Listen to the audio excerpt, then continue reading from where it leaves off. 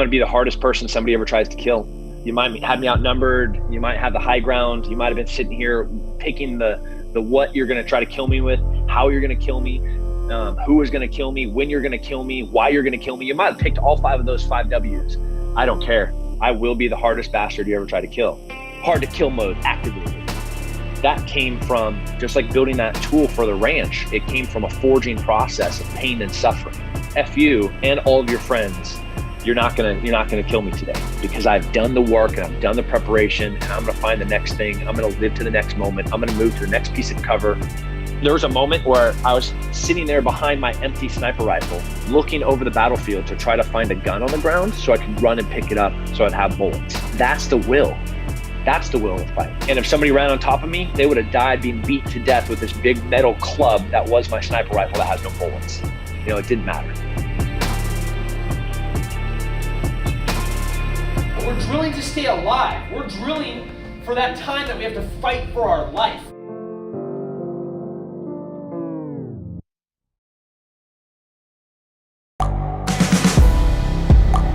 The world is changing.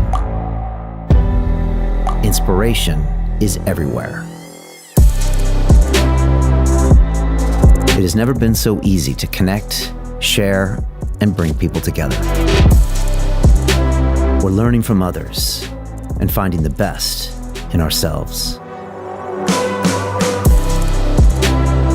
Challenging our beliefs. Sharing our vulnerability. Overcoming our fears. Transforming ourselves so we can transform the world.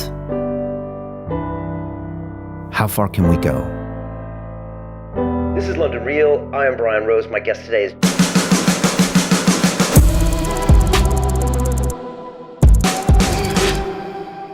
This is London Real. I am Brian Rose. My guest today is Tim Kennedy, the American UFC fighter, entrepreneur, and U.S. Army Special Forces veteran. You served as a Green Beret sniper in the Special Operations Detachment and toured in Iraq and Afghanistan. In the Army, you were deployed to Operation Enduring Freedom, Operation Iraqi Freedom, and you were an honor graduate from Ranger School. For your service, you were given the Bronze Star Medal awarded for valor under fire. In your first fight in the UFC, you defeated Roger Gracie versus unanimous decision and earned wins against Michael Bisping and Robbie Lawler to hold an MMA record of 18 wins in 24 fights. Your company, Sheepdog Response, uses real-world programs to teach situational awareness, martial arts combat, and weapons training in order to protect against a home invasion, mass shooting, or terrorist attack. Tim, welcome to London Real. Dude, I like that intro. Thanks for having me. Dude, it's great to have you here. I was following you for a long time for MMA, and then I was following your Sheepdog stuff for maybe the last 9 months. And then when all of this kind of craziness happens, from the COVID to the lockdown, et cetera, I was wondering in the back of my mind, what does Tim Kennedy make of all of this happening? Because much of your life has been spent preparing people for something like the zombie apocalypse. And I know you've starred in a movie where there was a zombie apocalypse, but this was like the real thing. So I'm curious, from a guy that's been all over around the world, fought not only in a cage, but on the battlefield, what do you make of the last 4 months? It's been crazy for a lot of people, not for me. The kind of one of the weirdest parts was I would spend most of my time trying to take care of other people. You know, I have chickens, I have food, I have I have toilet paper. You know, like my house is kind of not off the grid, but it's definitely a self-sufficient solar, everything that you could need to live very comfortably for a really, really long time is here. So I was just kind of leaning forward. The mission of my company is to preserve and protect human life. I ended up being like preserve and protect the quality of some people's lives, because some people are struggling both with food or paying bills or finding toilet paper, which I found funny. But that was kind of like the last 4 months. I mean, the first month, we kind of forget now, but there was a lot of fear and panic. And like, that's something you train people for, to try to, train them through that amygdala response and stuff. What did you make of it? In some ways, like you say about the toilet paper, we saw kind of the worst of humanity. And in some ways we saw the best of humanity. I don't know. I mean, did you learn anything? Yeah, I learned a ton. It really reinforced a lot. There's a lot of sayings, like sweat more, bleed less, ounce prevention's worth a pound of cure. Like all of these kind of reoccurring expressions are about, the more that you do before something happens, the easier life is when it does happen. If you're driving down the road and all of a sudden there's like a mob of people running around you to steal your toilet paper or water, that's like a really frightening thing. You walk into a grocery store, you walk to try to get into a grocery store, and there's a line of 1,000 people, and you're like, I have to get baby formula for my kid or diapers. Like you can't help yourself, that fear that grows inside of you. Well, that doesn't exist if you prepare. Like if you train, like not at one moment was I like, oh man, I don't know what to do. It's like, man, I already knew what to do. And now I'm just going to help other people try to figure out how to make their lives a little bit easier. I mean, truth of the matter is the reason that in the military does so much training, like you don't see Mike Tyson walk into the ring and knock everyone out and become one of the greatest heavyweights of all time unless he trained his little butt off. Well, his big butt. He's a pretty big fella. But, it all comes down to preparation. And we saw a lot of bad from humanity. We did see some tiny little granules of good. But I think if anything, it says you have to do the work ahead of time. Okay. And like, if I came down and I might do this and spent a few days with you at Sheepdog Training, like what are the kind of things you're teaching people? Because I know you have everybody from say law enforcement down to people who've never fired a gun before. What are the basics? The basics, we cover kind of the fundamentals of how your mind is supposed to work. Awareness, assessment, action, and assessment. Like in those 4 A's, it's your mind is always kind of working in this circular process of, okay, I'm aware of my surroundings. Things are going pretty good. And then assessment is, all right, there's something that's kind of off over there. What's off about that? And then action is, okay, the thing that was off is bad. What do I need to do? Do I need to get my family away? Do I need to, protect myself? And then assessment is what I did the right thing? And you're always in the cycle of those 4 things. And then we train all of those things individually, like action, for example. Let's say somebody's trying to rob you or mug you or rape you. Like there's the fundamentals of self-defense that have to be present, boxing, kickboxing, wrestling, weapon retention, weapon takeaways. And, there's a lot of like really fancy, like things that people could show. We don't show any of that stuff. We show really, truly the basic fundamentals of fighting. All of our instructors are Delta Force guys and Navy SEALs and Army Green Berets and professional fighters, black belts in this, UFC fighters from, it's like, that's the people that are just showing you how to throw a jab or how to not let somebody take a weapon off of you. We really, really pound in the basics. If you're a master of the basics, you're a pretty difficult person to deal with. Is that something you learned in the military or also training for like UFC fights? Because if you go into the jiu-jitsu class, there's always a few guys that are working on, that super fancy low percentage submission. But if you run the numbers in the UFC, it's pretty much just the meat and potato basics that are most of the submissions, right? And everything goes out the window when you get hit, I'm guessing, for the complex stuff. Yeah. All the fancy stuff disappears the moment a round cracks by your head or you get hit in the face. The tip of the spear units on the planet that do the most incredible work in counterterrorism and anti-poaching and human trafficking. I mean, like really the best group of guys on the planet are masters of the basics. They don't do fancy stuff. They're not like rappelling in inverted off the side of a stealth helicopter. They're like, they can walk, they can shoot, they can fight. And when somebody can master those basics, like they're a problem for anyone. I don't care who you are. Like that is a difficult person to have to deal with. And like we live by this: be an asset, not a liability. And an asset is somebody that has a solid foundation. Those cornerstones have been built up. Like you don't look at like this crazy house that has all this ornate trim around it and it's about to fall over. You look at this architecturally, structurally sound thing and you're like, man, that thing could withstand anything, a hurricane, a tornado, COVID, looters, rioters. That building's just going to stand there and laugh because it's built so strong. And that's what we're trying to do with the individual. Okay.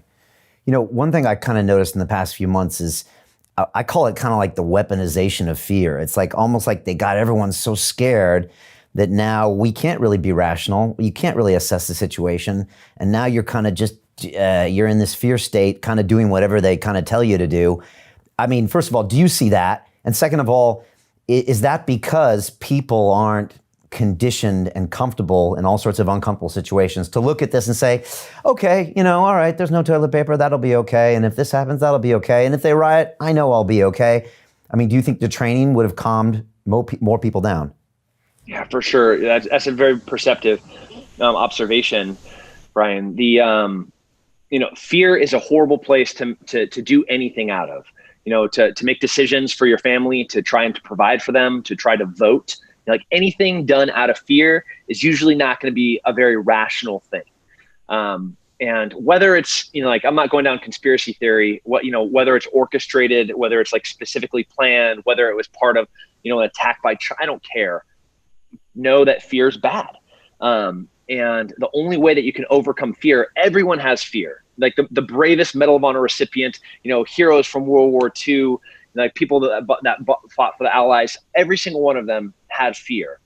But their training and their preparation is what allowed them to overcome it. And the more training and the more preparation that you do, the less fear that you have. I'm not like being braggy when I say like there wasn't a moment where I was fearful. I had to change things about my life to make it more safe, to make my family safer. But like at no point was like, oh, I don't know what I'm going to do. Like I'm going to go and vote for less freedom, or I'm going to go and like, yeah, we shouldn't go outside. That sounds like a really bad idea, like, because, the sun is dangerous, or, whatever the malarkey was that they were saying. Like I could just sit there rationally, logically, without this like wave of emotion and fear and try to do things that are so dangerous to us later. Like I never want to trade out of fear comforts now for less freedom later. I would rather just like take a step back, take a breath, make a rational decision, what's best for the collective, what's best maybe even just for the individual, like my family, and then move forward. But yeah, fear's bad. Get rid of fear. Out the window. Do you think if the whole population had, say, forced themselves to be in one MMA fight, or go through Sheepdog, or spend some time overseas, do you think the whole collective would have just behaved a bit different, as opposed to people who is it easy to scare people these days? I guess that's my question. Yeah, it sure as heck is. That's just this great thing. It really is. We are living in unprecedented good times. I know it doesn't feel like it right now because we're so scared, but like we have the lowest poverty, starvation, unclean waters in the history of our species right now at this moment. And that's pretty incredible. Like we have more countries that are flourishing, like more access to like the most isolated, poor places on the planet being able to have real clean water for the first time. And that's powerful and beautiful. And with good times, I think people get soft. Like hard times make hard people, and then hard people like make good times because they're tough and they figure out how to fight through it. And then those good times make soft people, and then soft people make hard times, and then hard times make hard people, and then hard people make good times. And that's the cycle. Yeah. And so we're living that cycle basically. We are. Yeah. Right. And we're on the not hard people. We're about to make some more hard times basically. Yeah. I think we have made hard times. We are maybe in the beginning of some hard times, but with hard times comes hard people, and like not just like genetically, what happens to a people when weak and fearful people kind of like chaff in the wind go away. the refiner fire comes to our species and we get better, we collectively get tougher, and then we figure out how to get through this thing, and then cool, we got good times again. Hopefully we don't make too hard of times. So my grandpa farmed cotton in Arizona, and I remember after he died, I went driving by the old plot with my grandma, and she said, "You see that field over there?" And I said, "Yeah." She said, "Your grandpa dug tree stumps out of that for 2 years before he planted a single seed." And I was just like, God damn, man, like what the hell do I ever have to complain about? He saw the Great Depression. He had come from Oklahoma before that, and the Dust Bowl, and he'd built it all from his hands. And just being around him, he was this stoic dude. I don't remember him complaining once. And he was just up every morning at 4 a.m, and he farmed the land for like 30 or 40 years. I don't know if they'll make him like that again. Maybe they will, but we got to go through another cycle, perhaps. Yeah, they will. Do you ever remember him scared? No, it's a cool thing. I think a lot of people run from adversity. They look at something hard and they're like, oh man, I don't want to do that. That looks hard. And, they're always looking for an easy solution, and that's good. It's good to sometimes find the easiest way to do things. I get it. Efficiency is important, man, but sometimes there's no other way to do it besides the hard way. And sometimes the best way to do it, both for you and for the thing, is painful. When we're making, if I were going to go make a tool that I was going to go work out on the ranch, I could grab a piece of metal and I could laser cut it and I could go out and work with it. And that thing would last a couple of months. Or I could take a chunk of metal and I can heat it and I can pound it and I can heat it and I can pound it and I can heat it and I can cool it and then pound it some more. And over time and over pain and over struggle and over through adversity, that thing is going to take shape, and it's going to be hard, and it's going to be durable, and it's going to be tough, and it's going to be able to survive whatever I do to it. And we're kind of like that. I don't want to do, I'm not somebody that has ever looked for an easy way to do something. I have found that most of my success and most of my freedoms and my ability to still be sitting here alive has come from doing the harder thing. And everything that I've ever wanted has always been on the far side of hard work. And that was something that was taught by my grandpa, who also is a Great Depression guy, a World War II vet. And he was a builder. He worked on radios and he designed things that went in aircraft that dropped bombs in World War II. And that is the model that I looked at was like, okay, go find hard stuff and do that stuff. I don't want to do something I know I can do. I want to do something maybe I can't, but the process of it will make me better. And that's been the story of your life, basically, trying to find things you can't do. I mean, that's pretty much it in a nutshell. Yeah. Oh, and I found a lot of people see, that resume that you just listed, and they're like, man, this guy's like, probably pretty tough and dumb. And I was like, if you could see the list of things that I couldn't do and that I hadn't accomplished and that I failed at, it is 20 times the size of the things that I did. And like what? Oh man, trying to make it to the Boston Marathon. You have to qualify for it. You have to run a certain speed. I wanted to win the Army 10 miler. I'm a 220 pound hairy ogre. Like I'm a knuckle dragging troll. So doing fast, long endurance things is not what I was designed for. I'm designed to like run through a wall, and like tear a bad thing's face off and eat it and then wear its skin and then go find more bad things. Basketball, I'm horrible at basketball. Baseball, I actually wanted to be a baseball player. And then I was like, I'm not very good at this. So volleyball, in college, I was wrestling and I wanted to play volleyball, except that I'm 5'11" and I have feet like a hobbit. So, I had like a 30-inch vert, which was good for, essentially a dumb donkey, but not so great for a volleyball player. All right. So there's a whole list of things you didn't do. And that's the point, is that you've tried a lot of things and succeeded at some and failed at a bunch, but you keep trying. Yeah. Just back to your grandfather. I mean, Surely a grandpa can't teach his grandson to do that stuff. Did he show you? Because kids don't do what they're told. How did that seed get planted in you? They see it.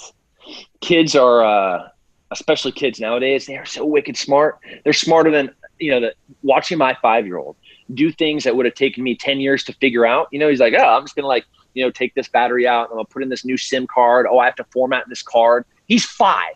I don't even know what formatting means, let alone that there was a card behind the battery. But that's pretty impressive that you could do that. But they see everything and they process it in a way that we could never even imagine how fast they can do it. So like looking at me and watching my dad and my uncles and my father and my grandfather kind of like do work. Like he didn't sit down and be like, all right, you got to go do hard things, son. Like what I'd see him do is sit down with a model ship, from like the 1700s and take little tweezers and have to tie a bowline knot that he's going to attach to the base of the mast, and I was like, why are you doing that? Like every single knot had to be perfect on a model ship that he was going to set up on a counter and never touch again. And it was because it's more beautiful because it's hard. He could like do an overhand knot there and throw it up there, or he could buy a pre-tied knot that was done in a factory. But then like he would never, every time that I would look up there at that ship, every single knot, and there was probably 4,000 of them on there.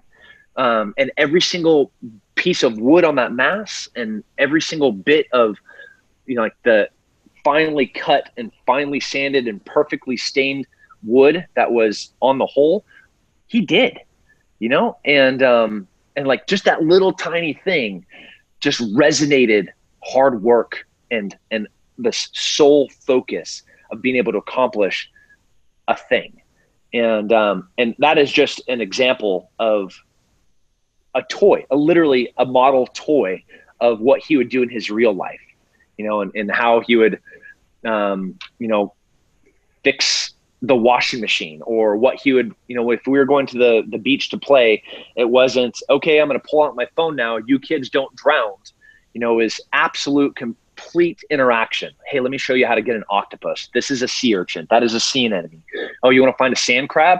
So if you wait until the tide comes in and you push your hands in right as the water comes in, and you keep your fingers like this and you drag up, and the water is going to push all the sand out. The only thing left in your fingers is going to be the crabs. Like he showed us how to do that stuff.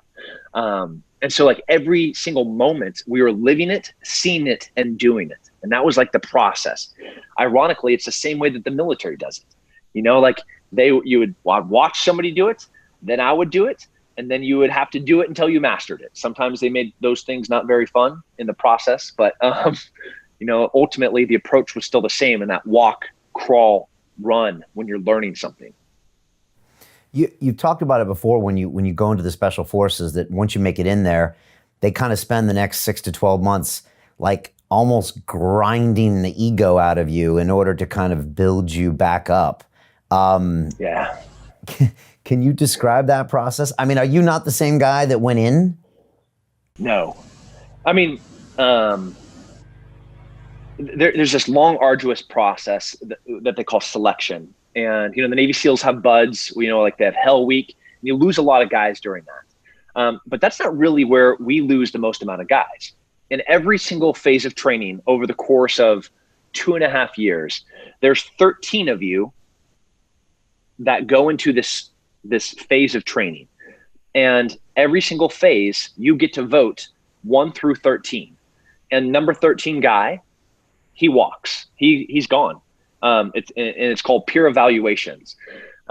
So the worst performer, and what's tragic is sometimes you get 13 incredible guys, but the 13th guy, he has to go. Whatever, he was late one time, he complained, he didn't do the work that was assigned, he fell asleep on shift, he wasn't a contributor, he said something that was racist, whatever it was, he's going to get voted last, or all of us collectively are going to vote him last, and he goes. So by the time you reach the end of training, not only have you had to do all these horrible things, SEER school and Robin Sage and passing all the gates of shooting and running and obstacle courses and the academics that are pretty intense during the course. At the end, you're left with a beautifully refined product. And then you show up on your ODA, and you're like, oh yeah, man, I'm a badass.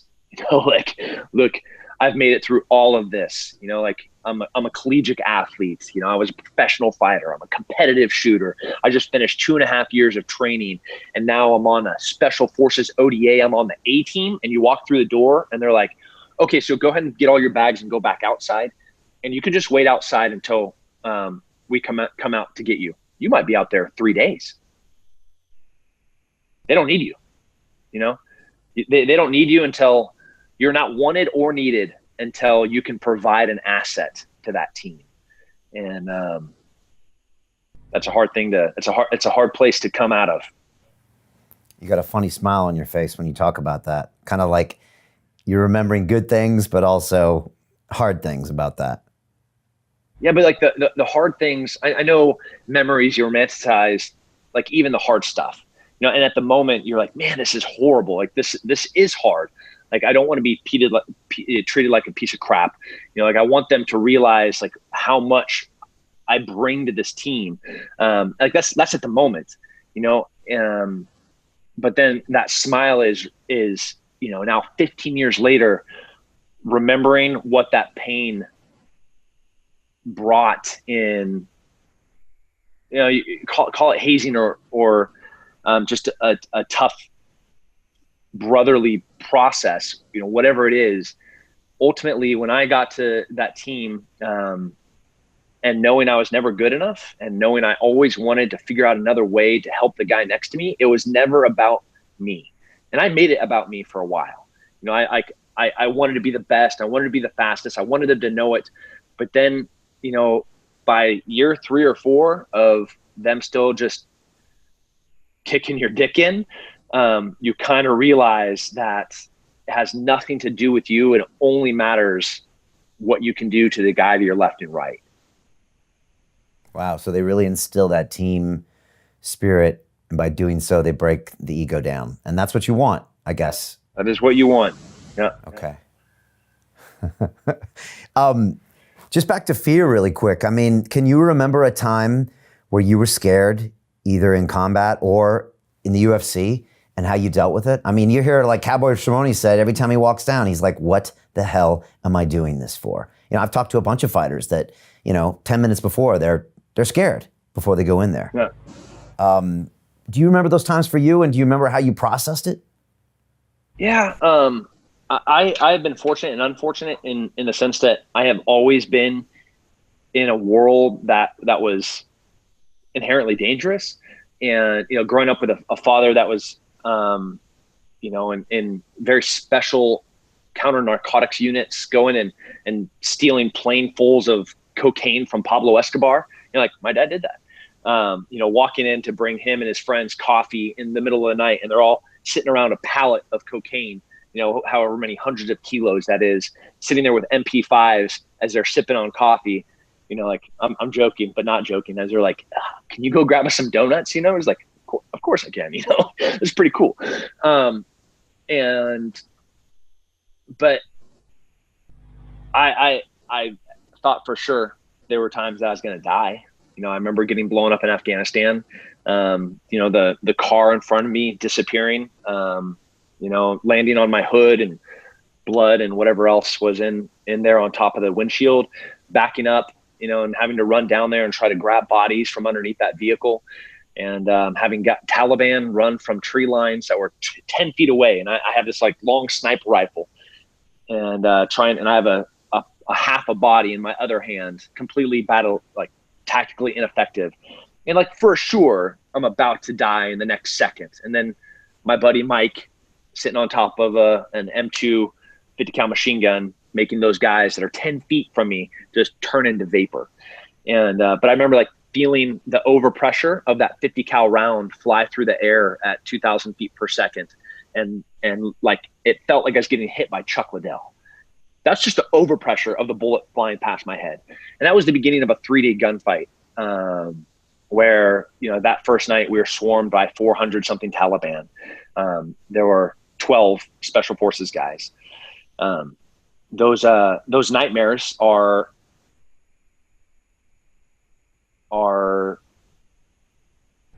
living pure fear. Like, I'm in every moment, like I wasn't like fearful. I was living in fear that every second, where you hear a zip as that round cracks past your head. And you finally just pass out after fighting for 30 something hours.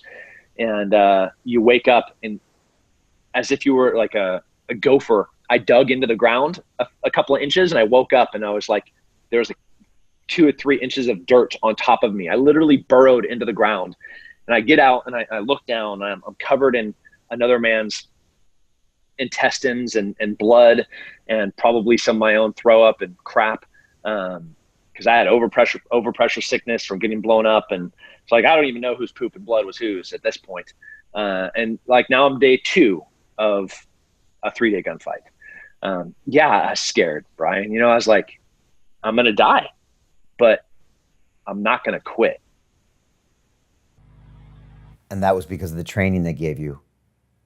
Preparation. That's right. Yeah. The training is like, not that it takes over. It's not like there's like this, oh, here's a training part of my brain that's going to like kick in. But like the rational part of the brain, which is like, I'm so freaking scared right now, I don't know what to do. And then it's like, wait a second. Yeah, I do know what to do. I got to find work. I got to go over there, grab some more grenades, grab some more rounds. And I have to figure out where these bad guys are. I got to get to high ground. I got to figure out what this wind direction is for these long shots I'm about to take. Like, this is, I got to get work. And the only way that you're going to know what to do is by preparation and training. And you've called that like a big aha moment for you, that time when you got blown up in Afghanistan. Like, what did you learn over those 3 days? I learned that I'm going to be the hardest person somebody ever tries to kill. You might have me outnumbered. You might have the high ground. You might have been sitting here picking the what you're going to try to kill me with, how you're going to kill me, who is going to kill me, when you're going to kill me, why you're going to kill me. You might have picked all 5 of those 5 W's. I don't care. I will be the hardest bastard you ever try to kill. And that's not just like, you're like a dun, dun, dun, dun, dun, I pull my shirt off and all of a sudden I'm wearing this like hard to kill thing. Like, that came from just like building that tool for the ranch. It came from a forging process of pain and suffering. And it wasn't like I could just be like, okay, hard to kill mode activated. It's like, F you and all of your friends. You're not gonna kill me today. And because I've done the work and I've done the preparation, and I'm gonna find the next thing. I'm gonna live to the next moment. I'm gonna move to the next piece of cover. I'm gonna, like, there was a moment where I was sitting there behind my empty sniper rifle, looking over the battlefield to try to find a gun on the ground so I could run and pick it up so I'd have bullets. And but that's the will. That's the will to fight, right? Like, and if somebody ran on top of me, they would have died. They would have died being beaten to death with this big metal club that was my sniper rifle that has no bullets. It didn't matter. So did those 3 days prove to you as well that you were kind of as bad as you hoped you were, or that the training really worked on you, or did it help for the future to know that you've been through that? I mean, it helped for the future, but it also reinforced that I'm not good enough. It reinforced that I was not prepared enough. I was not trained enough. I had not brought, not that I was the weakest link of the team, but I should have been able to do more. I should have been more prepared. I should have been better trained. I should have had more equipment. I should have looked at what that moment was going to, because we knew it was coming. We knew we were going to be ambushed, and we had prepared for it, and we had thought we had trained for it, but then you're in it. So leaving there, and to this day, I still, if you look at like, why are you still working out 2 times a day? Why are you shooting 5 days a week? Why are you still jumping out of helicopters at 40? Like tomorrow, Brian, as soon as I wake up, the sun is going to be just cresting the horizon. I'll be at Reveille Peak Ranch with a 6.5 Creedmoor Scar and 12 of my buddies sweating for the next 12 hours in 98-degree stupid Texas humidity, because we want to suffer. we want to sweat. We want to feel that heat, and we're going to be in body armor. We're going to have our helmets on. Day before the 4th of July, even more ironic. And because like when you're just covered in sweat and it's like acid in your eyes and there's like dirt in your hands and there's dirt in your gun, heck, there's dirt in your crotch, you know, and like your hands are slippery and calloused. When that is easy, like when at that moment when you're like, this isn't that hard, everything else is easy, everything. And this is for a military op tomorrow, or this is just you guys doing something, doing your own op? Friday. Just Friday. And what are you doing again? Like, what will the day look like? Use some code and lingo, I don't know. We will get up at dawn and we will drive to a training facility, a bunch of other special operations guys from different fields. But we work together sometimes. And it's like a training day where we have like, we're not working, we're still in our military capacity, but it's our training day. So we get to kind of pick what that looks like. So when you let us pick what our day is going to look like, it's going to look like pure pain and suffering.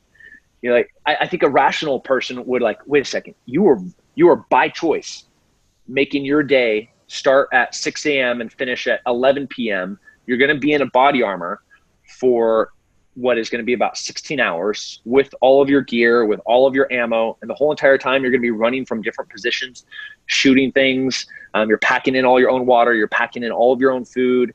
It's like, yeah, yes, we are. You know, yeah, that sounds good.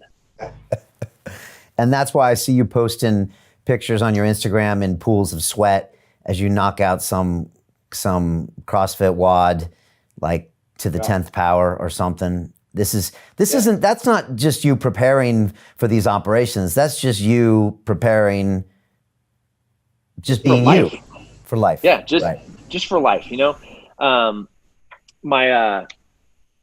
My son, we climbed up to the top of this tree stand, this deer stand that overlooks this back pasture where we have these deer feeders, because my buddy was flying this Augusta helicopter in to land in this field. So it's this big, powerful, huge helicopter. And we're sitting up on the top of it. And my son sees the helicopter come in and he starts leaning forward as the helicopter starts flaring a little bit to land. And he falls from the top of this tower. You know, we're probably 25 feet in the air. I am holding on with one hand and I grab the collar, kind of shoulder, and arm of him. And, you know, he's a 5-year-old. So what is he, 60 pounds? And I'm holding up his weight and my 210-pound body as a helicopter rudder wash is like shaking the whole entire thing. Like I'm training for life. You know, like I sit down for a call to negotiate, you know, the purchase of a building in like one of the entrepreneurial worlds that I live in, you know, and they're starting to throw stress and like, well, you're gonna have to do this and this and this and this and this. I'm like, I was like sweating acid 4 hours ago. There's nothing in this conversation that is going to stress me out. You know, like the hardest part of my day was 4 hours ago when I was literally lying there in what looked like a puddle of piss that was sweat. And all of it smelled like vinegar and bleach, because that's what your body smells like when it starts eating itself when it's mad at you. And everything else is easy after that, you know? Just back to the military, did it take time to process what happened over those 3 days? Or, you know, we always hear about PTSD, and is that because people don't process these things correctly or aren't thinking about things correctly? Or how did that play out with you? Yeah, I don't, it's not that, sometimes they don't want to process them.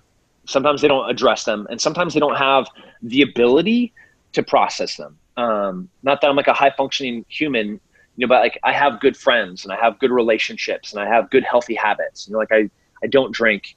I don't do drugs. You know, I don't smoke. I get good sleep at night. You know, I have sex in a monogamous relationship, my wife, you know, like there's lots of really good, healthy things in my life that let me be able to handle a lot of the things that I do.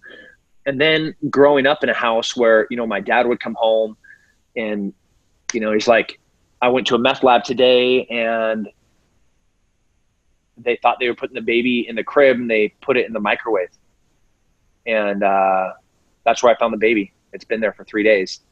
And like watching my dad work through those same interpersonal struggles in a healthy way, right? Like I didn't see him go and grab a bottle of Jack and be like, all right, come here, kids, and like smacks us around and puts the bottle up. And like he'd sat there, he'd cry, he'd struggle. And this is a 6'4" Olympic narcotics officer, blue suit, red tie, machine gun, pallets of cocaine, watching him cry because he couldn't save a kid.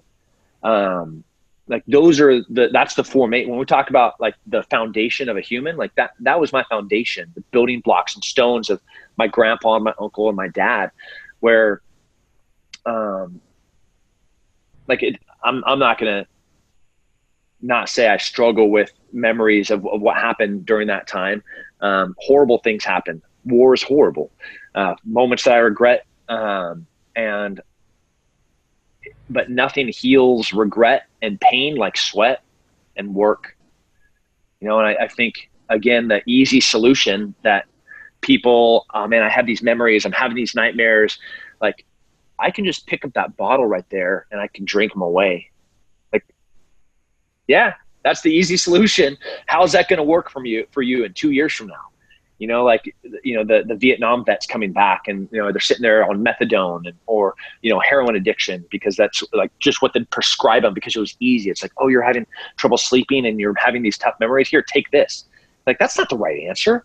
Give them a gym membership, make them eat clean, and then go and make sure that they sweat their balls off for the next 2 hours, and then go get a healthy meal and good 8 to 9 hours of sleep.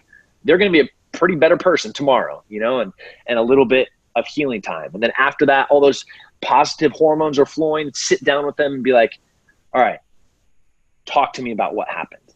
And then they just pour it out, because like it's poison. It's poison when it's stuck inside of you. It has to come out. And there's lots of ways to get it out. And there's lots of healthy ways to get it out. Punching a wall, not a healthy way to get it out. Going in and doing jujitsu with me for 6 hours, it's a pretty healthy option. Like I will fold you inside of your own clothes, but you'll feel better afterwards. I've had Jocko on the show a couple times and he always... I like that guy. Yeah, right? You spent some time with him? I do, yeah. I like him a lot. Yeah. No, he's a great guy, unique individual. But he says, get a mission. Like that's one thing he encourages guys when they come back to find a new mission. And that's what he kind of accredited with himself. Like when he got back, find a new purpose and find a new thing, whether that's a business or teaching people or helping other people. I don't know. He says that's something that's missed a lot of times. People come back and they don't know what to do or don't have something to do. So they get sometimes caught up in like some of the things you're talking about. Do you think that's important? For sure. But pick a hard one, it doesn't have to be like Mission Impossible. Like I'm going to go and rescue kids in Mexico.